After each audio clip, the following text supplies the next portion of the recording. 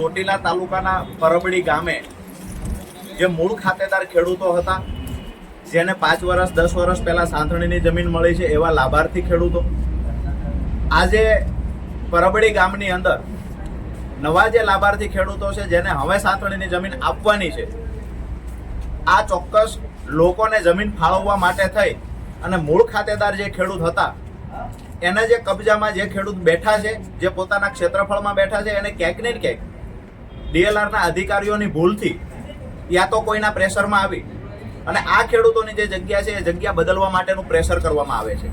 જે ખેડૂતોએ પોતાની જમીનમાં મકાન બનાવ્યા છે, કૂવા બનાવ્યા છે, એ જગ્યા છોડી અને એ જગ્યાને આગળ લઈ જવા માટે કહેવામાં આવે છે. બળજબરીપૂર્વક એ ખેડૂતનો કબજો ખાલી કરાવવાના ક્યાંક ને ક્યાંક પ્રયત્નો થાય છે.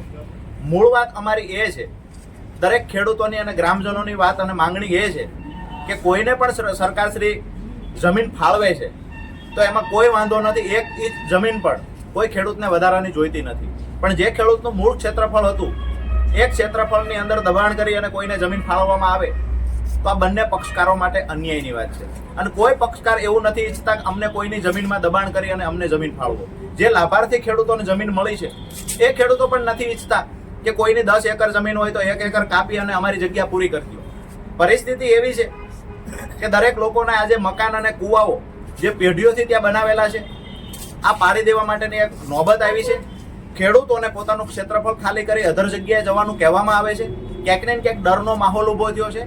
એની સાથે ખરેખર જે રસ્તાઓ દરેક સર્વે નંબર સુધી પહોંચવાના છે, સૌથી મોટો વિકટ પ્રશ્ન આવનાર સમય માટે એ છે અને બે સમાજ માટે ઝઘડાઓ ઊભા થાય એવું આજે જે એક પરબડી ગામમાં જે કામ ચાલી રહ્યું છે, જેના કારણે ભવિષ્યમાં બે સમાજ વચ્ચે, બે લોકો વચ્ચે ક્યાંક ને ક્યાંક રસ્તાને લઈને પણ ઝઘડાઓ થઈ શકે એવું છે. તો આજે અમે પ્રાંત સાહેબને આ તમામ મુદ્દાઓને લઈને રજૂઆતો કરી છે કે ખરેખર દરેક સર્વે નંબર સુધી પહોંચવાનો નકશામાં ડીએલઆર દ્વારા કાયમી નકશાની અંદર જ આ રસ્તા બેસાડવામાં આવે. જે ગાડા માર્ગ હતા, જે બે ખેતર વચ્ચે જવાના રસ્તા છે, સરકારશ્રીની જમીનમાંથી જ્યાં રસ્તા નીકળતા, આ તમામ રસ્તાઓ બતાવી દરેક સર્વે નંબર સુધી પહોંચવાની વ્યવસ્થા કરવામાં આવે. એની સાથે જે લોકોના મકાન છે એ મકાન તૂટી ન જાય, કૂવા ખરાબ ન થઈ જાય અને જે ક્ષેત્રફળ હતું એમાં કોઈનું દબાણ ન આવે.